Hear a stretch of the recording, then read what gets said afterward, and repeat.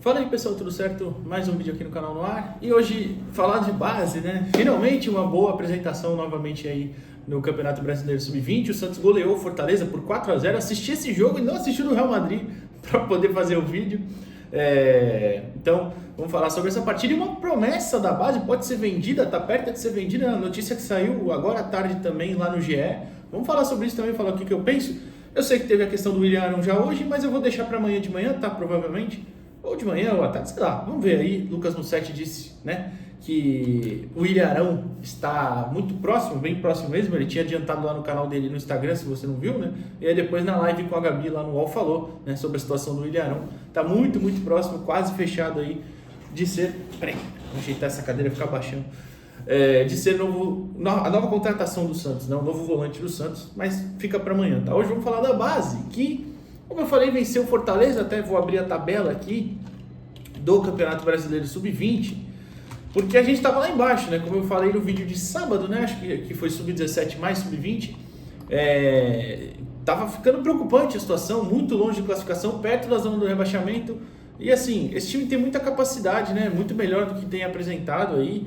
E hoje conseguiu uma bela vitória contra um time que não está bem na competição, é verdade, Fortaleza, mas é uma base também bem chata de se enfrentar. Tem jogos difíceis normalmente, enfim. Cadê? Não, abri a tabela errada, só um minuto, desculpa. Tabela Brasileirão Sub-20, eu tinha aberta no Brasileirão normal, né? Eu quero falar classificação antes de falar sobre o jogo em si. Inclusive falei que o Fortaleza estava mal porque eu olhei do profissional, né? Nem sabia, o Fortaleza está em oitavo, então tem uma campanha melhor que a nossa, inclusive. Mas de qualquer forma, também, como eu dizia, fizemos uma partida muito boa. O Santos agora sobe para o 11º lugar, tem 18 pontos. O primeiro na zona de classificação é o oitavo, é justamente o Fortaleza com 21, ou seja, 3 pontos de distância. Um pouquinho longe, né? Mas fazer o quê?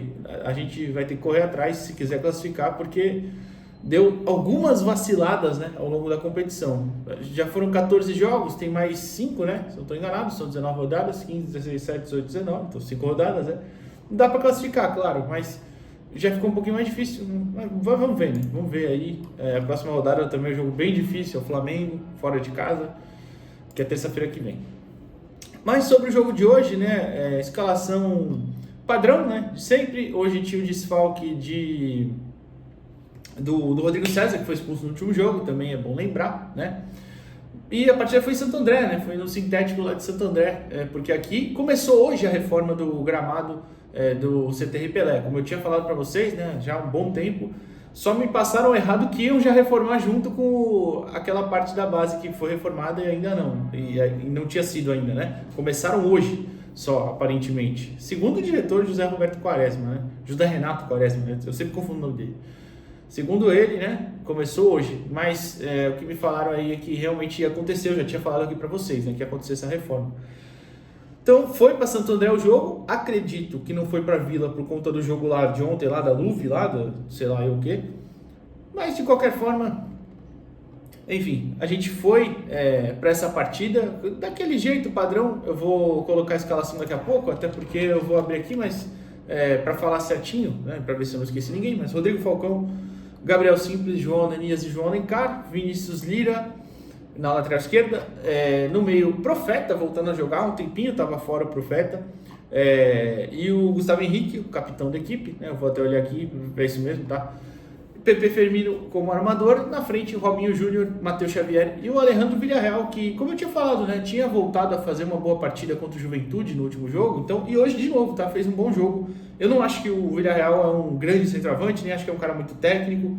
Acho que o jogador, aliás, parecido, não parecido em características, mas parecido com o Enzo, o Monteiro, né? No sentido de, pode até ter uma carreira interessante em centros menores. O Enzo está lá na Letônia, né?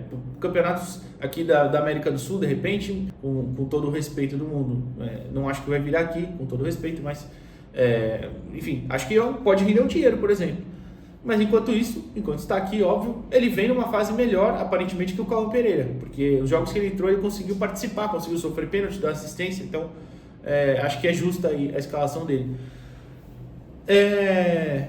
E ainda entraram, né, no segundo tempo o Lucas Jaime no lugar do Gustavo Henrique. Bom ver o Lucas Jaime melhorando, ganhando espaço. Esse menino é muito bom jogador, eu particularmente gosto muito dele. o Padula no lugar do Robinho Júnior, o Enzo Boer no lugar do Matheus Xavier, o Cauã Pereira no lugar do Alejandro Villarreal e o Bernardo no lugar do Pepe Firmino, de novo, o Bernardo voltando de lesão. Hoje jogou muito pouco tempo, eu não vou falar nada, eu não tive nem tempo de ter impressão nem nada. O menino acabou de voltar, deixa ele, vamos ver aí, não sei se vai jogar final de semana contra a Ferroviária pelo Paulista da categoria, mas uma coisa que dessa vez foi diferente, eu vou até ler a mensagem que eu recebi, e eu vou ler aqui para vocês, peraí, para falar certinho, que era, ele... Cadê, meu Deus? Deixa eu subir a conversa, só um minutinho. Aqui. Ele ia voltar hoje e tudo mais, eu conversando, né, falou, dessa vez estão sentindo que foi diferente, tratou tudo muito certinho pelo clube, além da fisioterapia particular, fisioterapia do clube, tá passando no psicológico, eu ia falar, tá passando no psicólogo também, estão com uma expectativa muito boa. Pô, fico muito feliz, de verdade. Eu espero muito, não só pelo talento dele, porque ele é muito bom jogador, mas espero muito que dessa vez é uma pessoa, que essa pessoa que me falou, uma pessoa muito próxima a ele e tudo mais, né? Família, enfim. Então eu espero que de verdade agora vá, porque ele tem muito talento. É o último ano dele de sub-20, né? Ele pode, por exemplo, só jogar a copinha no que vem e tal.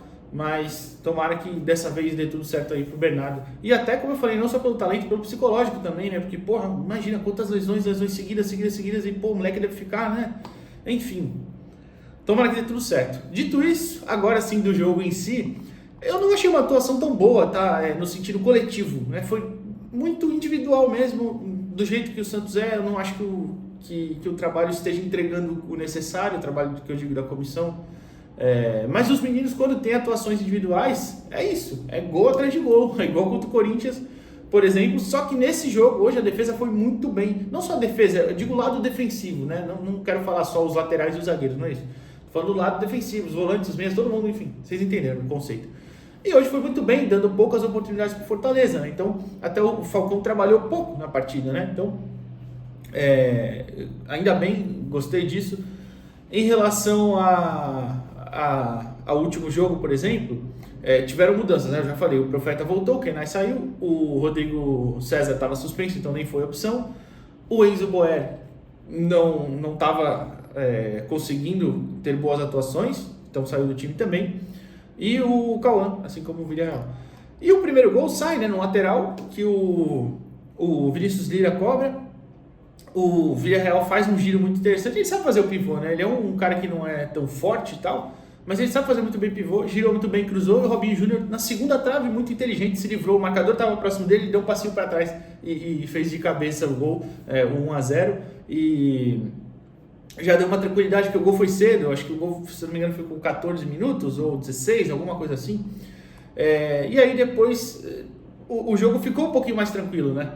O Santos teve a oportunidade, o Fortaleza também, como eu falei, teve uma outra menos perigosa. O Santos chegou a marcar um outro gol impedido, né? Também. E aí depois, mais pro final ali, né? Já do primeiro tempo, o Villarreal sofre o pênalti, né? Em que ele próprio rouba a bola e avança. E aí o Matheus Xavier cobra no meio do gol, fazendo 2-0. E, enfim, aí a gente vai com uma tranquilidade muito maior para o segundo tempo, muito maior mesmo.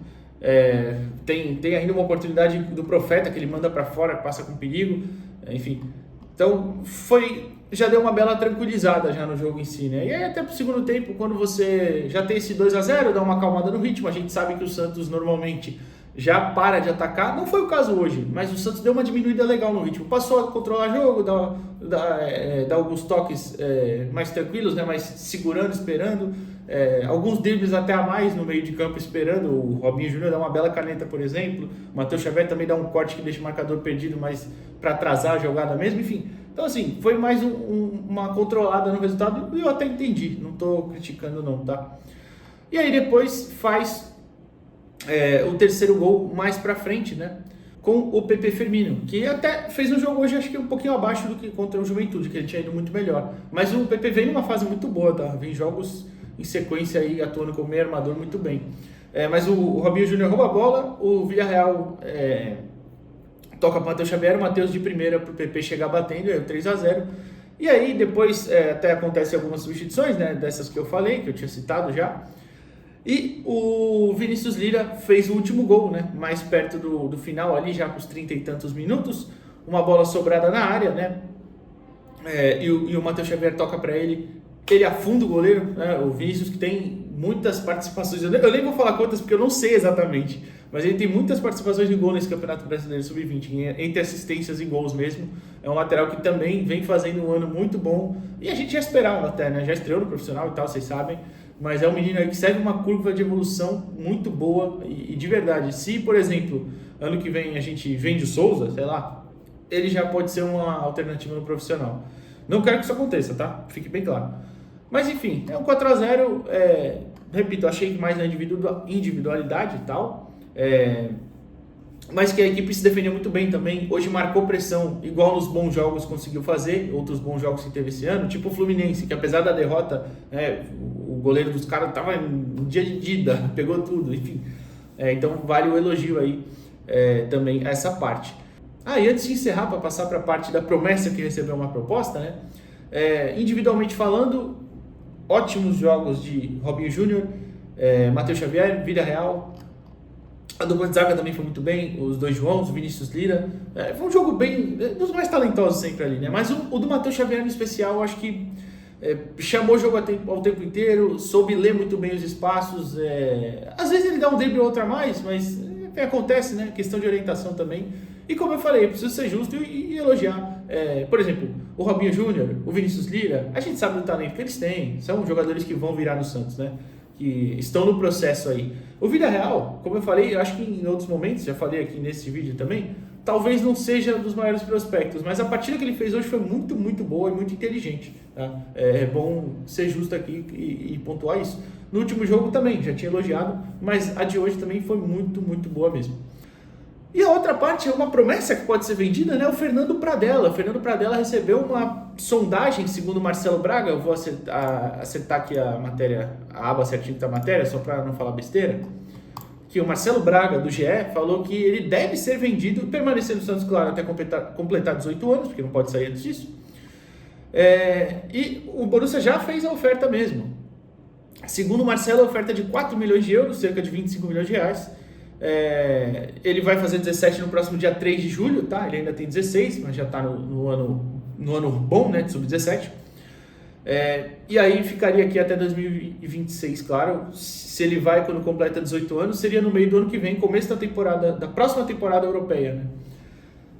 E assim, deixa eu completar aqui, neste período a ideia é que o jovem viaje para a Alemanha em ao menos 8 oportunidades para um trabalho de adaptação. Olha só, aí ele vai jogar bem pouco também, né? Bom, não sei quando seria, tudo bem. O Pradella, ele é um centroavante. Tem entrevista com ele aqui no canal. Vai lá na aba se você quiser saber. Na aba do canal tem uma lupinha, digita lá Pradella que isso vai aparecer. Já jogou pelo Sub-20, inclusive ano passado. Ele chega no Sub-15 e tal. Joga pelo Sub-17 também. E no 20 ele atuou algumas vezes. Eu estava no jogo que ele fez os 2 gols dele pela temporada. Segundo o GE, foi contra o Aguaí, no Paulista do ano passado. Eu estava nesse jogo. Mas eu não sei se eu entrevistei ele nesse jogo, porque eu lembro que eu entrevistei ele numa vitória sobre o Comercial, né, aqui no CTR Pelé pelo Paulista Sub-17. Não sei, esse contra o Aguaí foi um 5-0 do Santos, mas eu acho que eu tava lá, sim. Eu só não sei porque eu não entrevistei ele, porque normalmente entrevisto de destaque, o moleque fez 2 gols, enfim, divaguei. Enfim, o Pradella é um centroavante alto, né, um centroavante... até que ágil, né, pro tamanho dele, ele é bem grande e tal, é canhoto, tem muita força, apesar de ele ser magrinho, é um jogador bem forte, dá pra ver ali que pegando massa e cancha mesmo, né, experiência, ele vai ficar mais forte, mas assim, ele não é das maiores promessas, por exemplo, ele não é um cara tão habilidoso, por exemplo, o Davi Nogueira está na frente dele na lista, você tem o João Grando também, que ali é uma boa concorrência, então... Eu não sei se eu não venderia, não. Eu acho, inclusive, que eu venderia, tá? Só que, com um ponto importante, só para completar, e eu também não acho que ele é um cara que sabe sair da área, até sabe jogar curto, mas não igual o Luca Meireles, por exemplo. Não é tão talentoso assim fora da área. Então, acho que é uma venda interessante. Só que 4 milhões de euros, né? 25 milhões de reais seria. Dá para aumentar um pouquinho, né? Ou que não seja aumentar, no mínimo, você tem que garantir uns 20% dele aí. Por quê? É um jogador que, para o campeonato alemão, tem características bem interessantes. E, assim, perdão, acho que lá na frente ele justamente pegando mais massa, entendendo mais um jogo profissional, pegando mais força mesmo, acho que vai ser um jogador que consegue ter uma carreira em uma liga competitiva, né, dessas melhores, assim, igual a Bundesliga é. E de verdade, até dadas as devidas proporções, ele me lembra o Guirassy, né, o centroavante do Borussia atual. Então, assim, é uma negociação que eu fiquei bem surpreso, mas é bem interessante visto por todos os lados. Só que o Santos tem a obrigação de manter uma porcentagem, de verdade. Tem uma obrigação, porque lá na frente esse menino vai ser vendido de novo e o Santos vai lucrar com ele. E claro, eu só estou falando isso porque é um jogador que tem seu destaque, claro, mas não tem tanto destaque igual outros na mesma posição. Outros estão na frente. E é claro, é importante sempre ter elenco e tudo mais, mas uma venda ou outra assim é muito boa, né?